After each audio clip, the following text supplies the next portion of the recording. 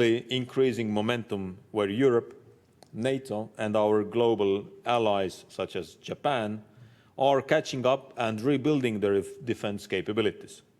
I would also like to commend Japan's outstanding commitment in supporting Ukraine, including being part of IT coalition, which is led by Estonia and Luxembourg. It takes time to realign with the new way of thinking, but I believe we are on the right track. After the great election year of 2024, I hope in 2025 we will see bolder political leadership and decisions based on shared values. Thank you very much. ありがとうございます。ペヴクール大臣、どうもありがとうございました。Thank you very much, Minister Pevko。続きまして、セッションを行いますが、準備がございますので、ご着席のままお待ちくださいませ。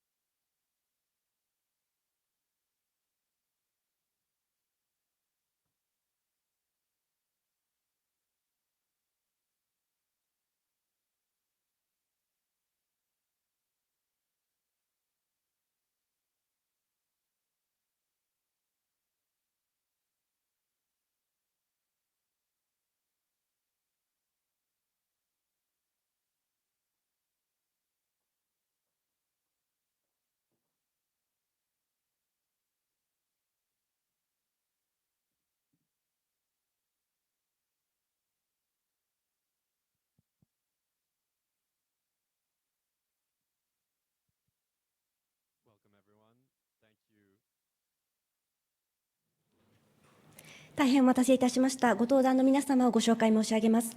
モデレーター、ノア・スナイダー様、パネリストはハンノ・ペヴクール様、フェデリカ・モゲリーニ様、ビル・エモット様、マリー・ドア・ブザンスノ様です。ご登壇の皆様のご所属については、お手元のパンフレットをご覧ください。それでは、スナイダー様、よろしくお願いいたします。Mr. Sneider, the floor is now yours. Wonderful. Thank you very much. Thank you all in the audience for sticking with us today, and thank you to this distinguished group of panelists for being here. It's my honor and pleasure to moderate this discussion. We've already had a terrific introduction to the lay of the land, and I won't stop us with long biographies of these distinguished folks who really need no introduction.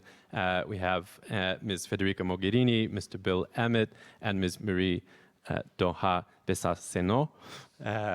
Thank you again all for joining us.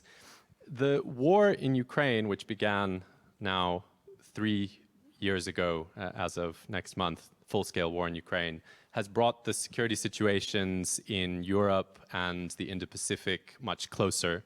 At first, this was on a conceptual level, questions about how the end game in Ukraine would affect deterrence or decision-making by autocrats here in Asia, and in particular fears around Xi Jinping's intentions towards Taiwan.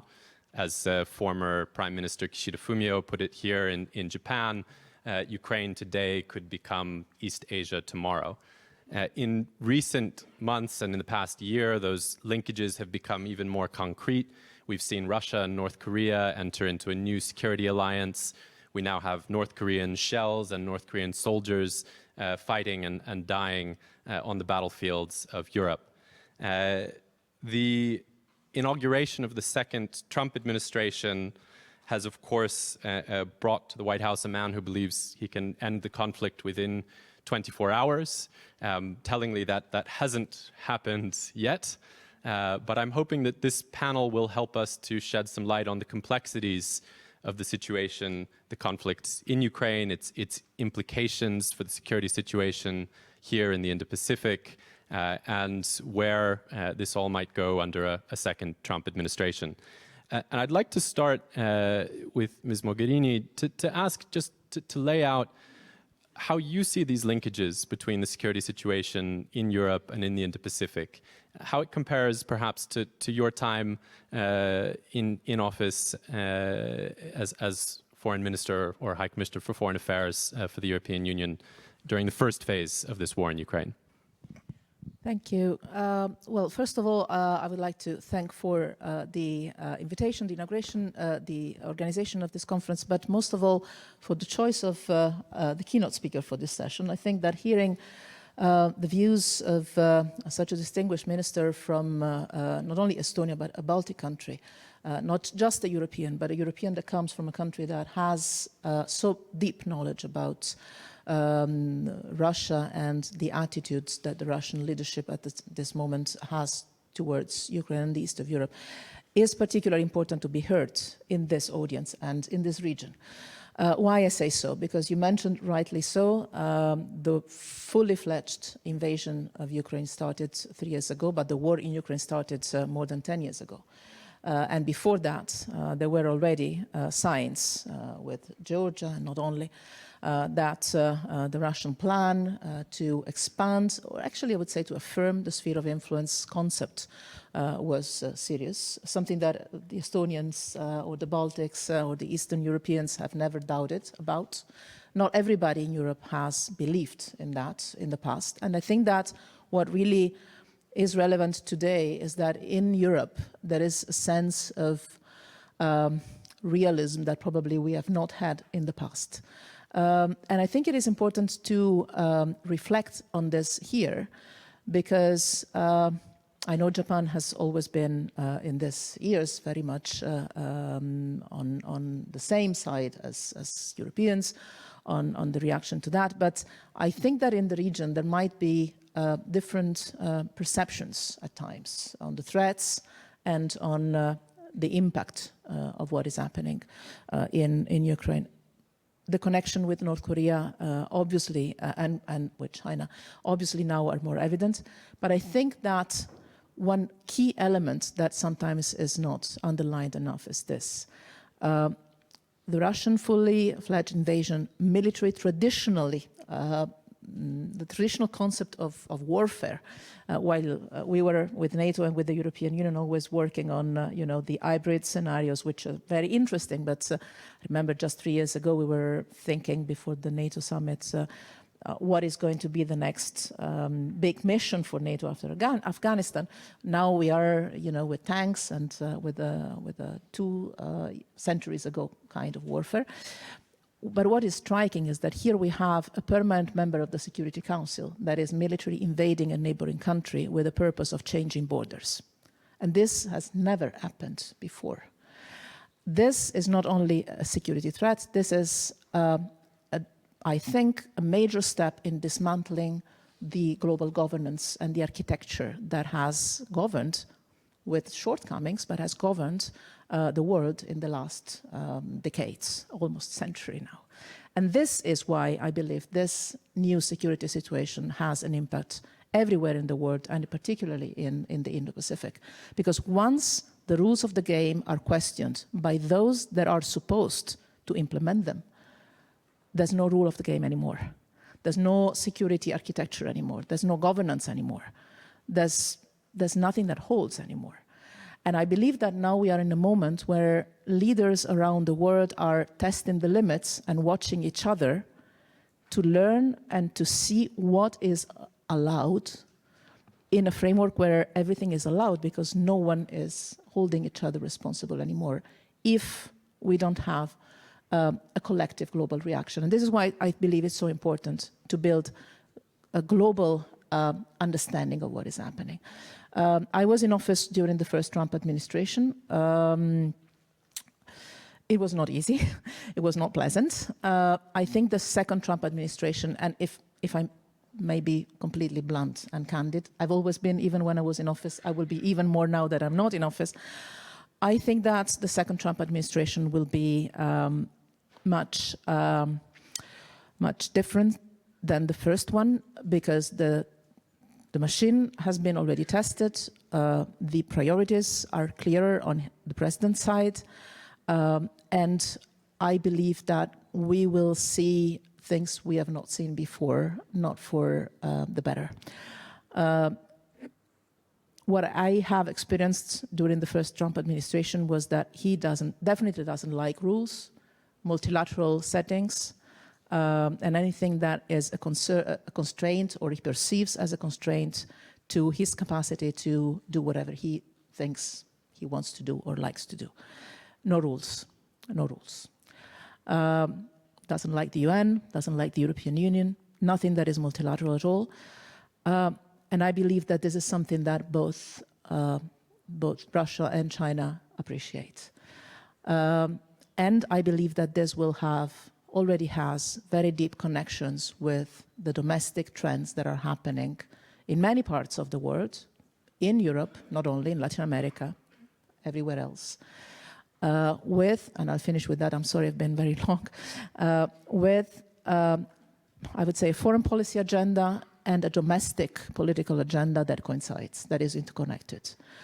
The support for extreme right movements across the world, and especially in Europe, but also in Latin America, coincides with the dismantling of the international rules-based order, because one reinforces the other. And this is what scares me the most. Then I'll try to find something more positive for the second round. I fear that this won't be the most positive of panels overall, but we can search for some silver linings.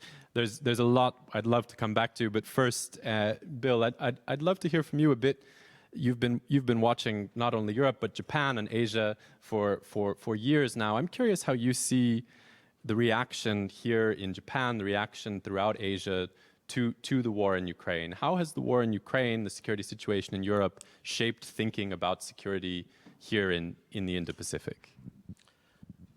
Well, first of all, I'm delighted to be here, and thank you very much to Ambassador Sasai for inviting me, and delighted to be on a panel moderated by Noah Sneider, of course, having come from the same family as me, the Economist.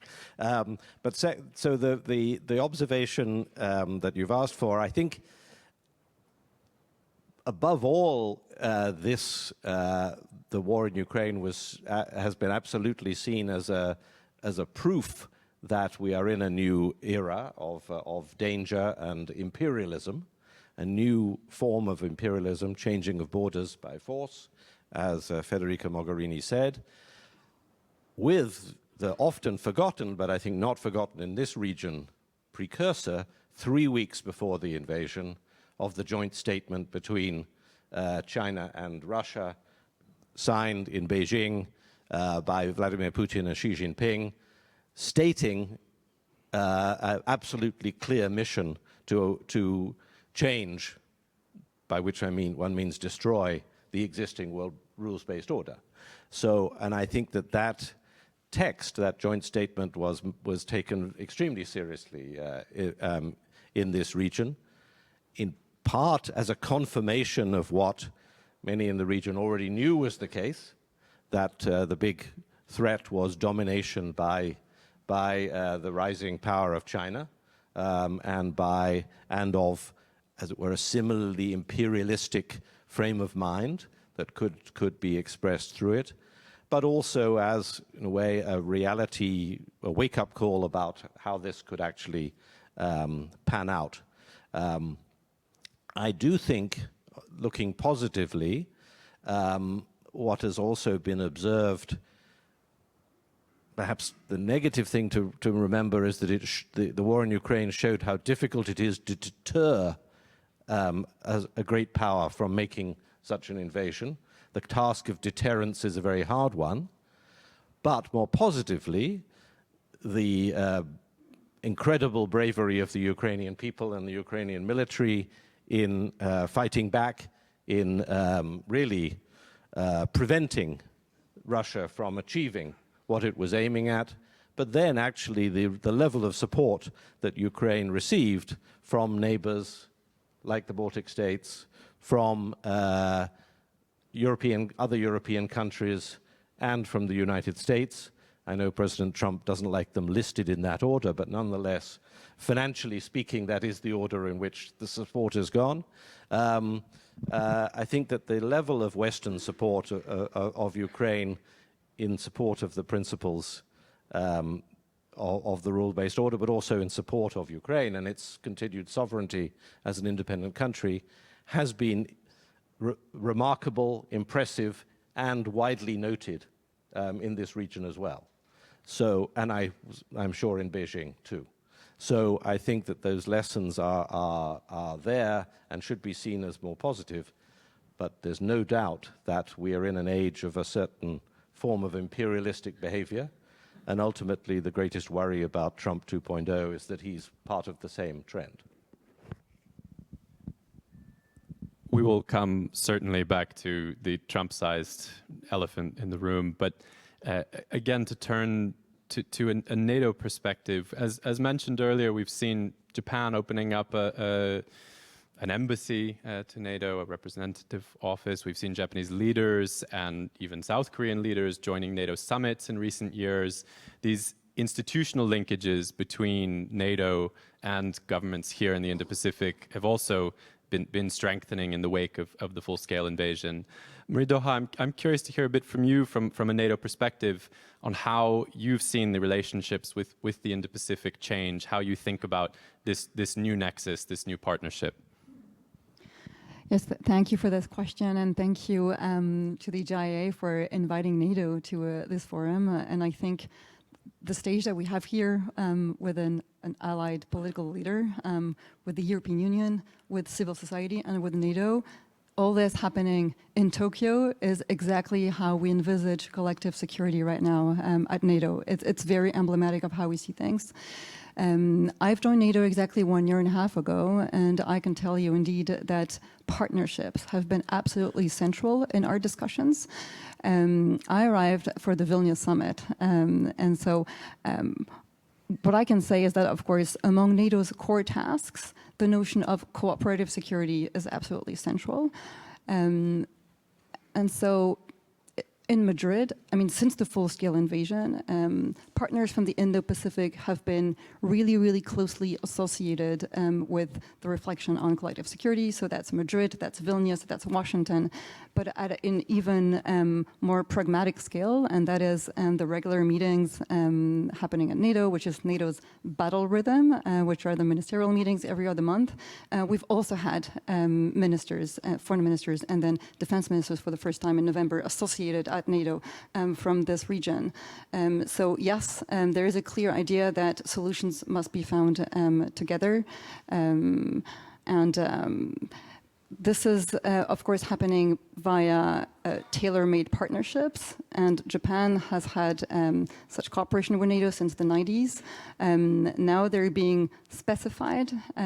We've signed a shared agenda for tackling security challenges in 2022, and in Washington it became even more concrete with the definition of four flagship areas for cooperation, including cyber, including support to Ukraine, of course, including hybrid or information threats. So yes, I would say it's getting more and more concrete. And whether it was Secretary General Stoltenberg or Secretary General Rutte, because we've had a change of leadership recently, the continuum is very obvious regarding partners, and they will be still central in the months to come.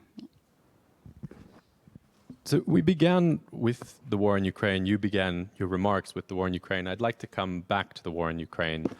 Obviously, all around the world, folks are thinking about the next phase of the war, about potential end games. I'm curious to hear a bit about what you see as the potential best case outcomes and the potential worst case outcomes, and what the implications might be for the Indo-Pacific, for other parts of the world. And maybe we can go in order down the line here. Well, thank you very much, and once again, I'm very happy to be here, and I'm glad to share my thoughts. Well, we all understand that every war will have an end in one moment, and also Russian war of aggression in Ukraine will stop in one moment. Now is the question that are we helping Ukraine to shape this end in their favor, or Russia will get what they want or what it wants. And as I see it, of course, we will have a lot of push, especially from the Trump administration, to end this war as soon as possible. Now is the question that what is the end game, as you asked, and it is in our power. It is in our possibility to help Ukrainians shape this negotiation table. So you cannot go to the negotiations, especially with Russia, from the weakened position. So you can go to the negotiations only from the strength position. And in a way, I really applaud to the Republicans, doctrine from Reagan time, peace to strength. It is so that you can achieve peace through strength, but the underline has to be on the word strength, not on the peace, because when you have only aim as a peace, then you will negotiate and then you will agree on everything. So just to end the war. But when you start these negotiations from the strength position, then you at least have the chance to get the result you are looking for. First, what we are looking for. We are looking for the just peace. That means that these people responsible for the war crimes, for these atrocities, they have to come into the justice. They have to take the responsibility. And also Russia has to pay for these damages, for these atrocities, what they have caused to Ukrainian nation, to Ukrainian people, to Ukraine as a nation, as a country. Second, this peace has to be long-lasting. We cannot end this war for 5 days.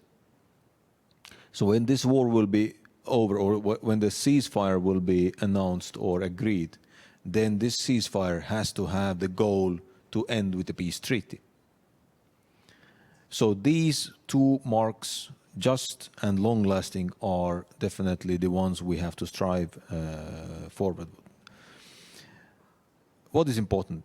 Of course, we have to understand that Ukraine has to have a very clear security guarantees. We cannot say to Ukraine that, okay, let's have the peace deal, and you will not have any security guarantees. Of course, the best security guarantee for Ukraine is the membership in NATO. And from Estonian perspective, I am 120% sure that if there is a threat towards Estonia and Ukraine is in NATO, our Ukrainian friends are the first ones, together with us, fighting for our freedom. So I have no doubt. And second point, of course, Ukraine has the only army today in the world who is fighting and has the fighting experience with Russia. And they are doing that successfully. Thirdly, they are using all the equipment what NATO has today in use. So they are the world champions of interoperability. So they are using the Russian tanks, they are using the Leopards, the most modern tanks, they are using the HIMARS, all the systems, and they are successfully using that. So I don't see any reason why Ukraine cannot be a member of NATO. The most difficult part to go to the negotiations is about the territorial integrity. And from Estonian perspective, from the European perspective, we will never recognize that territorial integrity will not be reestablished. And one thing I really do not know, why, when someone is saying that, that Putin is right, that, that Crimea is part of Russia or Eastern Ukraine is part of Russia. Pardon me, why you are taking this moment from the history, which you like? You cannot, then let's go back to history to the 15th century. Then the size of Russia was the Moscow Oblast. And as Ukrainians are saying, let's make Russia small again. So why you are taking the time from 1990? When we take also the Ottoman Empire, which was very close to Moscow, when we take also the Lithuanian, Polish state, which was very close to Moscow, why you are taking this moment and saying that I have the right to these territories? No, you don't. So to conclude, I believe that we have to stand for the just peace and that Russia will be accountable for these crimes what they have committed in Ukraine, and Ukraine will have long-lasting peace with their own choices, with their own right to say how they want to live in Ukraine in future. So, Federica, taking these principles, a just peace, accountability, a long-lasting peace, a peace treaty, clear security guarantees, and territorial integrity as a jumping-off point, you're acutely aware of the political realities, and we now have a new political reality in Donald Trump. Even a Biden administration was opposed to Ukraine's membership in NATO. It's hard to see a Trump administration coming around to that idea. Jumping off from these principles, but applying some of these political realities, what do you see as a best case and a worst case outcome? I'm thinking hard on the best case. Obviously, the best realistic case. Obviously, the best case scenario is indeed Ukraine keeping its territorial integrity or regaining its territorial integrity, which, by the way, is also somehow a requirement, a condition, or in any case, a need for the European Union to proceed. You know that Ukraine was granted candidate status to enter the European Union. There is an issue of to which territory the acquis of the European Union applies, what is part of the European Union. So clearly territorial integrity, I think, comes first, but also for what I was saying before, it's the guarantee that international law is respected, that internationally recognized borders are kept and preserved. All the other things that rightly the minister mentioned, I would add maybe another element. The best case scenario is democracy in Ukraine. Because let's not forget that, and this brings me to the worst case scenario in my mind, that is really, I think, a nightmare if we imagine going that direction. We know that, that Russia has often and still plays quite a lot with, I would say, a certain quite advanced degree of manipulation of internal electoral democratic systems. We've seen what has happened recently, even in countries of the European Union or in Georgia. I would say the worst case scenario, in my view, is a manipulation of the public opinion and the political landscape inside Ukraine that will lead to a complete change of political orientation of the Ukrainian leadership under influence from the Kremlin, and potentially a leadership in the future in Ukraine that brings Ukraine in the sphere of influence of Moscow politically and not militarily. To me, that would be the worst case scenario, because that would somehow disregard the sacrifices and the will of the Ukrainian people. But it has happened in the past. It might happen in the future, and I think this is what we need really to be to pay attention to. That there is not a manipulation of the public opinion and the electoral system inside Ukraine that basically brings a friendly government to lead the country in the future. Which means that to all the principles that the minister was mentioning, I would add nurturing a healthy, transparent, accountable democratic system inside Ukraine, which is, I would say, very solid and important conditions for the will of the Ukrainian people to be represented. Bill, I'm curious how you see the end game in Ukraine affecting deterrence here in the Indo-Pacific. You've just published a book on deterrence and the risk of conflict in Taiwan. It's out in Japanese with the exciting title of How to Stop World War III.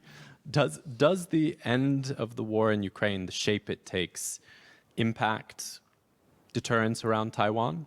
And if so, how do you see that impact? I think I think about it in two ways. I mean, one way that we need to look at the way the war ends in Ukraine is what it tells us about the strength of what was referred to earlier as the new axis of evil, I mean, of Russia, China, Iran, and North Korea. Does that general threat, which of course obviously China is at the center of it, is it stronger after a settlement in Ukraine, or is it weaker? And I think I have some optimism about the situation, because I think if you look back at 2024, it was clearly a disastrous year for Iran. It was a pretty bad year for Russia, which continued to lose huge amounts of men and material, turned its economy onto a war footing, but actually made very little progress on the battlefield in Ukraine, proportionate at least to what it put in. It was a poor year for China, which has its economy in a state of some disarray and clearly entering a period of deflation and difficulty. Xi Jinping's position is not getting stronger, it's getting weaker. Let's leave North Korea out there, a sort of detail on the end of it. So I think that actually this threat has gone through this war in Ukraine and been diminished by it. Now, that doesn't mean that deterrence of an invasion of Taiwan is therefore easier, but I do think that the threat of these authoritarian, if you like, rule-changing, disrupting powers actually is looking weaker now than it was before. The settlement in the war in Ukraine, I think one shouldn't leave aside the fundamental test of it is whether the Ukrainian people are happy about it. Is this a sustainable peace that the people of Ukraine can live with and will have a democracy that is robust enough to make it sustainable? That's test number one. Test number two to me is this a peace that the people of Russia are unhappy about, insofar as they understand it and know about it? And I actually think that the best case scenario is that we have a settlement that leads, maybe not immediately, but inexorably, to a change of leadership in Russia. I'm not saying that that's something that one can be instant about, but that really undermines the credibility of Vladimir Putin as a leader. Now, if that were to happen, I think that would have something of a deterrent effect on Xi Jinping over Taiwan. Looking at the two situations, clearly there's a big historical and ideological nationalistic desire to absorb Taiwan, but China is actually relatively risk-averse compared with Russia, and therefore I think that China is eminently deterrable if there is credible evidence that they would be fighting a much larger war if they were to take it on, but also if there were credible evidence that the risks to the regime and to the integrity of China were great if you take this action. And so I do think that an outcome in Ukraine that really does count as a clear failure for Russia, and that leads to a process of change, a weakening of Putin, and then a process of change, will be highly noted in Beijing. We've talked a lot about the war in Ukraine and the linkages here with the Indo-Pacific. I'd like to circle back a bit to President Trump and to the threat from within the NATO alliance or from within the multilateral system. It's no secret, as Federica mentioned, his disdain for multilateral institutions. The relationship with NATO was testy during the first Trump administration. Marie-Doha, I'm curious to hear a bit about how NATO sees Trump 2.0 compared to Trump 1.0. How is the relationship going to develop, do you think, during this second Trump administration? There's a lot I don't know, but what is sure is that indeed NATO has an experience with the first administration, and that there was one very clear message expressed by President Trump, which was, let's make sure that the European allies invest in their own defense. And that message has been heard loud and clear. And I think the first element is that NATO allies are in a very different position today than they were in 2014, where we had only 3 allies investing 2% of their GDP in defense. And we now have 2/3 of the allies doing this, which is a very different place. Previous Secretary General Stoltenberg spent most of his mandate really convincing allies to get there, making sure this trajectory was strong, moving from a ceiling to a floor in Vilnius, the 2% being a floor, not a ceiling, and so on. And we've heard Minister say that some nations are already way beyond that. And yes, Poland and Estonia are among those nations. So clearly this will continue. And I think a panelist said something very well phrased early on today, saying the question that President Trump will be asking is, what are you doing for yourself? And then what are you doing for the US? And I really believe that NATO has a very good story to tell for 2 of these questions. What are we doing for ourselves? What are European allies doing for themselves? A lot, investing. And that is not only figures, not only 2% or 3%, it's also interoperability. We've been investing in the most impressive joint exercises last year, with the largest exercise since the end of the Cold War, Steadfast Defender, with 90,000 troops. That's really something. And we have capability targets, and then we have really improved this high readiness of the alliance with combat-ready troops. So it's not only quality figures, quantity figures, it's also quality interoperability. Federica, you mentioned earlier the linkage between domestic politics and the international system, the parallels between this breakdown of a rules-based order internationally and the rise of populism and far-right figures in individual countries. I'm curious what the impact of Trump's re-election is on European policies and politics and the knock-on effect on security policy, foreign policy, as you see it.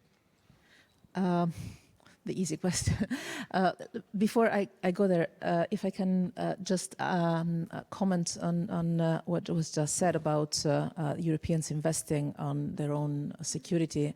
I think there are 2 layers of this discourse in the United States, if I may. I think that the push for Europeans to take responsibility, the 2%, was really started actually as an Obama agenda in the Wales NATO summit, and has always been a US point of the agenda, regardless of the color of the color of the president. I think that with Trump, it's not only Europeans investing in their own defense, but also buying American for doing that, which adds a flavor to that, which again is legitimate, but it might also be legitimate for Europeans to question whether they want to go in that direction or rather invest more in the European industry of defense, which is a different story. The connection between the disruption of the international rules-based global order and far-right movements, more than populist, it's populist, but it's, I think right now it's really an openly an extreme right movements or a wave of extreme right leaders or parties on the rise. I see this as today as two faces of the same coin, and one, the domestic agenda reinforces the external one, and the external one reinforces the domestic one. In Europe, this is particularly relevant. You have the leaders, the few leaders that are more vocal inside the European Union, for instance, on questioning the need to stand at the side of Ukraine and support Ukraine. Those that have raised questions on, at the end of the day, part of Ukraine might, what the minister was referring to, there might be historical reasons or cultural reasons, religious reasons for part of Ukraine to be connected with Russia somehow. Those that are raising these arguments in Europe are also those that are challenging the rule of law and democratic system inside their own countries, being it on rule of law, on human rights, on women's rights, on democracy, or on the European Union very same pillars. So it's quite evident that the two agendas are connected, and we see emerging inside Europe, but I think also in other countries. Again, I think this is more visible in Latin America and in Europe. We also see somehow an international of support to this kind of narrative and leaders that goes through the traditional political channels, political parties, electoral campaigns, Bannon campaigning in Europe, and so on and so forth, Musk campaigning in Europe, in Germany, but also through disinformation campaigns and social media, where the truth is challenged, dismantled, and in a way that really pushes an agenda both on the international and domestic side with a very coherent approach, very worrying, but very coherent approach. And in Europe, we have, all elections are important, but we have elections in Germany and in France coming up, among others. And clearly, this is something that we need to watch very carefully and try to avoid external interference from wherever it can come.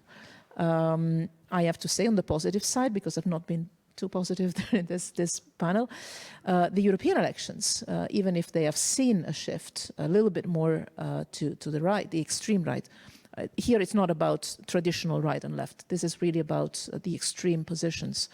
And yet the result in terms of institutional setup has been a good one, a stable one that has given the European Union leadership that has a continuity on the pattern of the policies that we have had before. So the European Union has managed to absorb, from an institutional point of view, this political wave. We will see if individual countries in Europe will manage to do the same. I think the German system, for instance, is complex enough to absorb this shock waves. The French system, being a presidential system, is a different kind of story, but there's a bit more time on that. But I think that this is really the other big challenge, and that might have an influence also in the Indo-Pacific, because it will have an influence on the way in which Europeans, individual countries or the European Union will relate to the rest of the world, again on respect of international rules and norms. Thank you very much. I'd like to open the floor for questions, in particular, if anyone has questions for the minister who's going to have to leave us in about 10 minutes from now.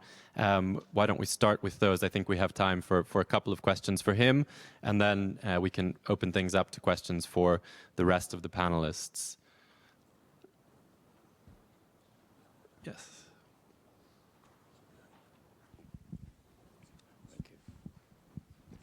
Thank you very much. My question is that it seems to me that Trump administration maybe considering to involve China into the solution, possible solution of the Ukrainian war over there. Do you think that there could be specific role which should be played by China and which could be asked by us? My sense is that it's costly if we ask them to play some role over there. I believe that there should be plenty of room where China can play a role for the solution. However, there is a very small room where we can actually ask them, because it costs a lot. They would certainly ask us in return something which could be hurting our national interest. So my question is, do you think that there would be some specific role and role for the China to play for the solution of the Ukrainian issue, and actually whether we can ask them to do that? Thank you. Well, first of all, again, the first understanding has to be very clear that no peace without Ukraine. That nobody can go to Ukrainians, nobody can go to President Zelensky and say that, please, here is the peace deal, take it. So it cannot be like this. And we've seen already also from previous year that China wanted to play that role. Let's do not forget that. There was an offer on the table. So I fully agree that, when China comes into the play, there will be also, when you say A, there will be a B, or when you take the coin, there will be also avers and reavers. So anyway, as I see it, when there will be a facilitator, then facilitator should do the facilitator job, not to demand anything. And to be honest, I don't see that there has to be any facilitator. It's up to the Ukrainians and Russians in one moment to sit behind the table and conclude the peace. When Estonia had its independence war in 1918 to 1920 against Russia, then we concluded also the peace deal, peace treaty, not with some help. We concluded it between Estonia and Russia. So anyway, I would avoid that kind of discussions that let's bring China in or let's bring anyone in. We know anyway that the US will push for it. And of course, US has a say because they are still the biggest contributors, or not the biggest one. Europe is bigger at the moment. But still they are a significant part of military aid.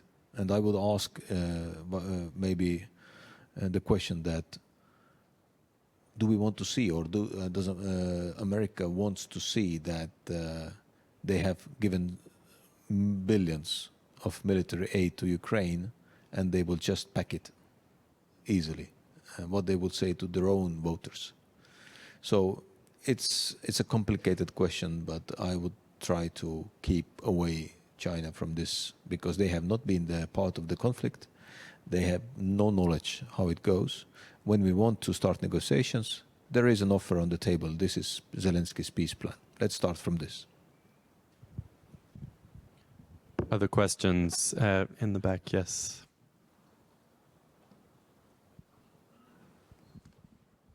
Thank you. Vipin Urang, I teach at MIT. I think we're living through the longest nuclear crisis since the advent of nuclear weapons with the Ukraine war, almost 2 years now. What are some of the lessons for the Indo-Pacific as Asia is witnessing a massive nuclear expansion in China and North Korea, both in terms of how to deter potential nuclear employment, but also for the United States now going through transition, extended deterrence arrangements? Thank you. I will make very brief comments. Maybe the other one can continue, and then I really apologize because I really need to go. And some more general comments also. Well, first about the nuclear deterrence and nuclear threat. Well, when we go back in time to 1994, to Budapest Memorandum, which was concluded to say that Ukraine will give away all their nuclear weapons and Russia will never invade Ukraine. So this was the deal. Russia didn't respect that deal. When we go even further back in the history to Crimean War in the 18th century, there was a peace treaty, Paris Treaty, where Russia promised not to invade Ukraine. They did. So Russia doesn't keep its promises. And when we talk about the nuclear deterrence and nuclear question, then of course US has the biggest word here. And I truly believe that there is common sense in the United States government, in the White House, in Pentagon, in State Department, to avoid actual nuclear conflict. Because, you know, even when there is a tendency for North Korea or whoever to build a nuclear missile, then I would ask that even when you use the tactical nuclear weapon, what is the advantage? Let's assume that Putin will clear or will give the clearance to use the nuclear weapon, tactical nuclear weapon in Ukraine. What is the gain? Yes, tens of thousands of people will be killed. The cloud of nuclear cloud will maybe end up in Russia. So what is the advantage? You will not break Ukrainians with that. They have fought for their freedom for the last 3 years, heavily, losing tens of people every day. How can you say to these people in the trenches that stop now? I believe that it's not possible. And it's the same with the peace treaty. So we have to take care of that also. And just as a final comment from my side before leaving, I believe that in general we are entering to the new phase of the world order. We are entering to the more polarization. We saw that during the US campaign of the presidential elections. We've seen that in different countries, that polarization and the question of democracy versus autocracy will raise more and more. And we will see that also different other elections in different countries will have this polarization. And unfortunately, we also have to admit that the new generation of voters are not the same or have not the same view on politics as maybe, you know, this generation sitting in this room. So that means that you know, the decisions will be made based on the AI created videos. The decisions will be made on 3-second, 5-second clips and the headlines. So sorry to say, but you know, even your job will be more difficult to explain to the readers, you know, what is behind every decision. So I just urge all of us to explain to our voters, to our people, to our populations, what is on stake and why we have to stand for democracy. It's going to be a crazy ride for the next couple of years until at least midterm elections in the United States. And I really do hope that the common sense and bright brains will not leave the decision-making process. So anyway, once again, thank you very much for the invitation and apologies that I have to go to have the meeting with your defense minister. So thank you very much once again.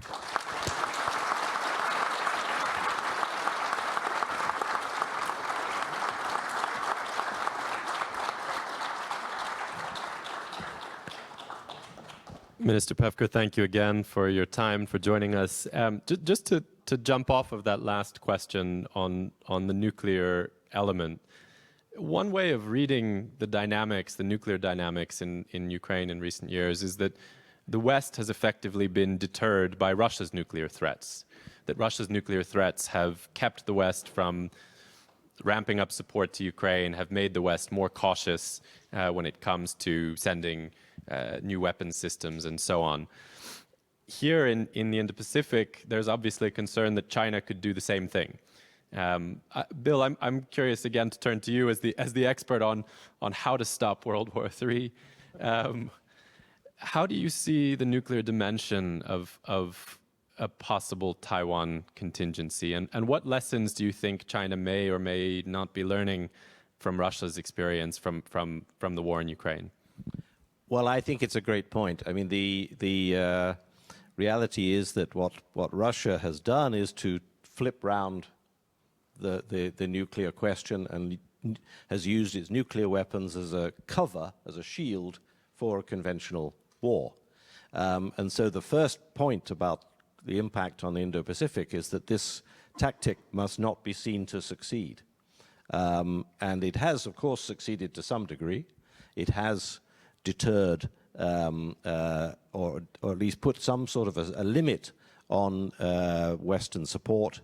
And it's clearly Russia succeeded in a sort of escalation dominance, as the Cold War phrase had it. But it hasn't deterred Western support altogether, and it has, and Russia has not been very successful in the war. So the principal lesson number one, it has to be, let's discuss it after the outcome in the Ukraine to see how that looks to China. But I think the second point about potential conflict over Taiwan is that I sort of doubt that actually China would risk using that same tactic of nuclear cover for a conventional warfare, because it would, I would hope, recognize that the stakes were much higher and the likelihood of an American response would be much higher. Does depend on this president and future presidents and what kind of position they take on so-called strategic ambiguity, on really their declaration of support or otherwise for Taiwan. But I think that the calculation in Beijing would have to be, in almost any circumstance that I can imagine, that America would support Taiwan and intervene in the case of an invasion, and therefore that there was a serious risk of it escalating into a nuclear conflict. So that I think that Taiwan is more a Cuba Missile Crisis type situation than the Russian-Ukraine one, and that more conventional thinking about nuclear deterrence is really what we will return to in thinking about Taiwan, and therefore that the key issue is about arms control negotiations and about getting China into a position in which it is willing to be transparent about its nuclear program and get into talks and about numbers and locations and so forth. I don't want to abuse my moderator's privilege too much. So again, to open things up to the floor for the rest of our panelists, other questions from the audience? Yes, Tsuruoka-sensei.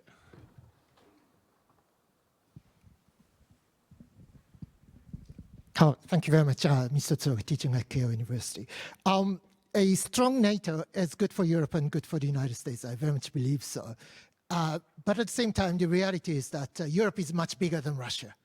So in terms of GDP, Europe's GDP is more than 10 times as big as Russia, and your defense budget as well. So Europe's defense budget is much bigger than Russia. But still, many people argue that Europe cannot defend itself from Russia without relying on the United States.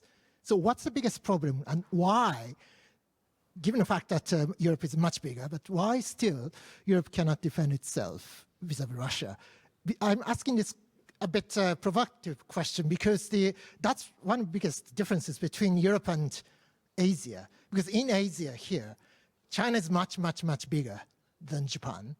And it's just impossible for Japan to think of defending itself without the alliance with the United States. But in Europe is much bigger. So that's my question. Thank you. I can start, and then I think, Federica, will be for you too.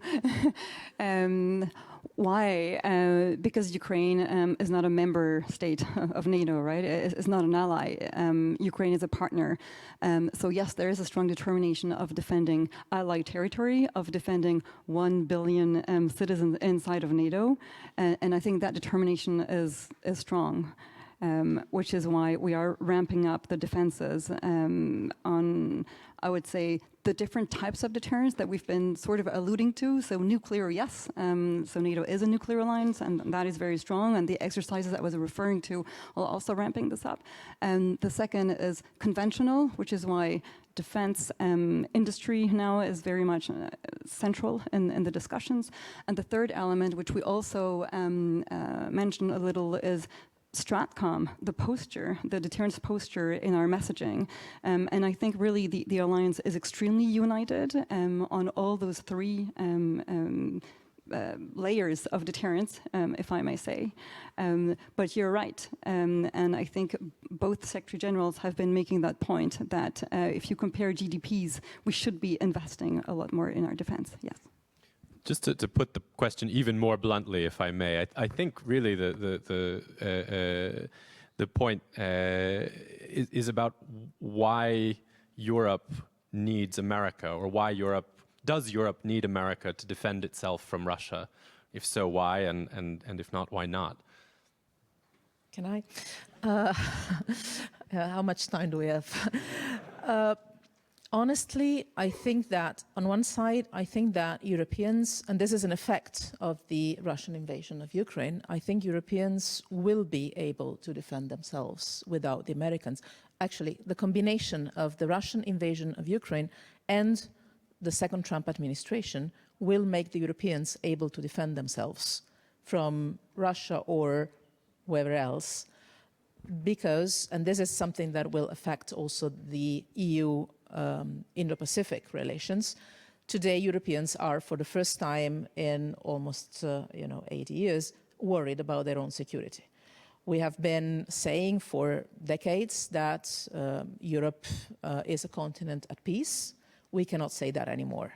Obviously, we had the war in Yugoslavia, but apart from that, we've had decades of peace. Today, Europeans would not say that we are at peace. We are not at war, but we're not at peace either. So I think that the combination of these two factors will make Europeans not only invest on defense in terms of GDP, but also have a mentality shift. And here I come to what I believe is the real problem. Straight answer is, I believe Europeans will be able to defend themselves. And even now, I believe we would be able to defend ourselves if we would face the need to do that. Second, why is it so that up to now we haven't used the narrative of being able to do that? Because we have, it's a cultural and political thing. In Europe, we spent thousands of years killing each other, and we have caused, in different ways, 2 world wars. We have, out of that, gained the wisdom of understanding that making peace and actually building systems of economic and political cooperation is more convenient than killing each other at war. And we are proud of that. And we want to keep that and preserve that. So the narrative of being ready for war is not a European narrative, or at least has not been so far. We don't feel comfortable, we don't like to, and I think this resonates in Japan, right? I know that there is one article in the Japanese constitution that is exactly the same wording as an article in the Italian constitution, and I guess this comes from history. We are proud of being a project of peace. And obviously this doesn't match with the times we're living now, where we have to be ready for war. I think we are readapting our narrative. I think we have the technology, I think we have the money, definitely. We need to work on the interoperability. We have a very fragmented capability system across Europe. NATO is helping, the European defense is helping, and this will accelerate. But I think that the main point is the cultural thing. In the last 20, 30 years after the fall of the Berlin Wall, Europeans have dismantled a lot of their, for instance, how do you say in English, the obligatory military service, conscription. The trend has always been towards that of being cooperative power, based on the production of norms and standards and building partnerships around the world, not our military power. Now, obviously, we have to recalibrate that. Europe is ready to do that. We adapt quite well and easily, I would say. But this is really a mental shift for us. And I think, again, that it can resonate in Japan quite a lot. But I'm quite confident on the fact that Europeans would and will be able to defend themselves if need is there. So NATO minus America is perhaps viable, but a hub and spoke system minus the hub is much less so. Other questions from the floor, and for those listening online, please do submit your questions in the chat, and they'll be sent up to me here on stage. Yes. My name is Shikata, a company fellow of Mitsubishi Company. Let me ask 2 questions. Ambassador pointed out that Russia is infiltrating into ordinary citizens of Ukraine. This is what China is doing on Taiwan. Can you think of any effective way to prevent Russia or China or any adversary countries from infiltrating in ordinary people's minds? And that's the first question. The second question is, Trump administration reminds me of the Nixon doctrine in 1969 and even Monroe doctrine in the 19th century. So I don't think this is just a phenomena caused by Trump. This might be a latent DNA of the United States. Trump just woke up such a long DNA of the United States. So we cannot rest assured if we endure for the years, USA will come back to normal. That's not the case, I'm afraid. So what do you think about that? Thank you very much.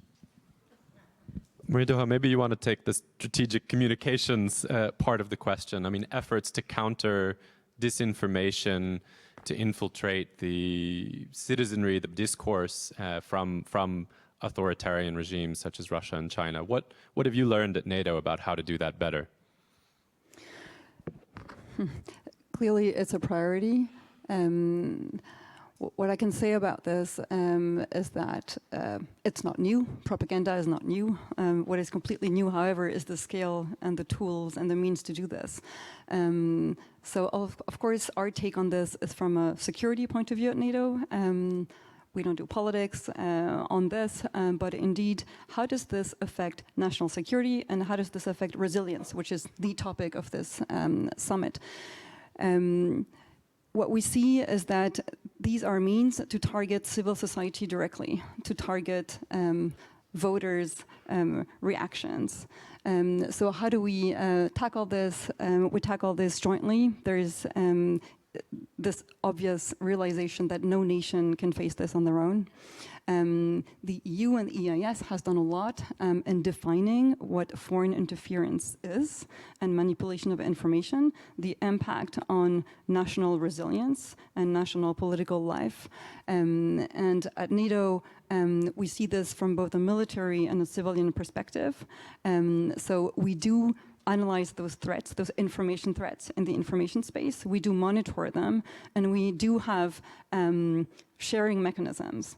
And actually, Japan was one of the pioneers of this as a member of the G7, because the first, rapid response mechanism was actually decided in December 18. It's already old if we think about it. It's already 6.5 years old. So this has been going on. I think then the EU has done that too. And at NATO, we created our own this year with a sense of urgency. So indeed, those mechanisms are now alert mechanisms so that we can alert each other, amplify each other, and support each other. And NATO in that respect works like a platform. But of course, the question that is always asked is, this is defensive. Can we do something more offensive? And so, no, because we're not at war. But indeed, we are monitoring, detecting this altogether. We have means of alerting each other and of giving our political leaders the means to have joint responses. And we've seen a lot of this in the past months, nations, neighbors calling out attacks jointly. We've seen a declaration of the ambassadors, permanent representatives of the Council, the NAC, the North Atlantic Council, jointly calling out Russian hybrid tactics targeting the different nations at the same time with very similar patterns. So yes, we are indeed considering this as a top priority.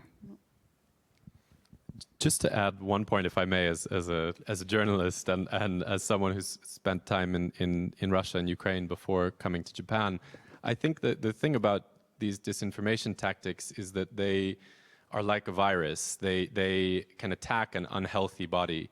So they're effective at exacerbating existing fissures in societies. They're not very effective at creating new ones out of whole cloth. So one of the best ways, I think, of countering this kind of activity is to focus on healing the divisions within our own societies, making the body politic healthier at home. I don't know if that rings true at all to you, Federica. If I may, yes. I think on this there are three aspects, and then I think there's a silver lining, maybe. The three aspects I see is, first, there's a hard element to that. Who owns the media? Who owns the technical channels of communication? The infrastructural part of it. I think this has and will continue to have an increasing impact on this. The second, or the social media, who owns the social media platforms. This has an impact. The second element is obviously the software, I would say. How the messages are convened, again, here you know much more than I do. There's a third element that we tend to forget often, but again, in Europe we have seen elements of that recently that to me are very worrying. We always consider the threat as coming from outside. We don't focus enough, I believe, and here comes the connection with the democratic element. We don't consider that we might have leaders, national leaders, that actually welcome foreign interference because of this connection between the domestic national political agenda and the external chessboard, I would say. And in that case, it becomes much more complicated. And this is really going back to the quality of our democracies. How do you have leaders in elected positions that detect and counter foreign interference when inappropriate? So basically, how do you make sure that you have elected leaders that preserve the quality of their democracies and democratic systems and public space? And then, last but not least, the positive element to that, maybe it's because now I'm in academia, I believe that the real antidote, effective antidote to that is education, having people with critical minds. To me, that is, at bottom line, the only real thing that really works. If people grow up understanding, asking questions, being critical towards everything that they receive in terms of information, to me, this is, at the end of the day, the human capital that we need. And so this is why I actually believe that investing also in education and also information systems that are healthy ones is, at the end of the day, so important beyond what is done on the security front. Shall I address the same old American bully question? Please. The second question. I mean, I think you're right, and that perception is particularly, to me, what differentiates a view here in Japan and actually, to some degree, the rest of Asia from the European view, because you have been very accustomed to being bullied by American presidents. From Nixon, of course, but to Reagan and others, that has been, if you like, the Japanese post-war experience. I'd say it's less true of Europe. Of course, we've had our arguments. We've definitely found some presidents more uncomfortable than others. But what we've not had is a president who actually says that he wants to seize part of our territory, and that's Greenland. And that is a new phenomenon, to put it mildly. So I think that the question that will be played out, as you know, the earlier panel on the US indicated, we're at an early stage, many things are unresolved, and in this president above all, there's a high ratio of noise to signal, that you get a lot of noise, but you only detect the theme over time, the signal. What's to be played out is how aggressive really does he plan to be against his allies, America's traditional allies. And I take that both in trade. I would consider a 20% tariff on European exports to be pretty aggressive. And that will lead to a trade war. And that does lead to quite severe pessimism in my mind about the future transatlantic relationship. But Greenland is the big test. And he honestly, I think, will seek to try to use leverage to test whether Europe, because it's not just Denmark, Europe is going to do a deal. And the crucial thing in Europe is to make it absolutely clear that there is no such possibility, regardless. But this will be tested over the next months. He's made that clear. And that is different from previous presidents. So we have a few questions coming in from online, and I'd like to try to weave together two of them, which have to do with changing technology and this broader security landscape we've been discussing.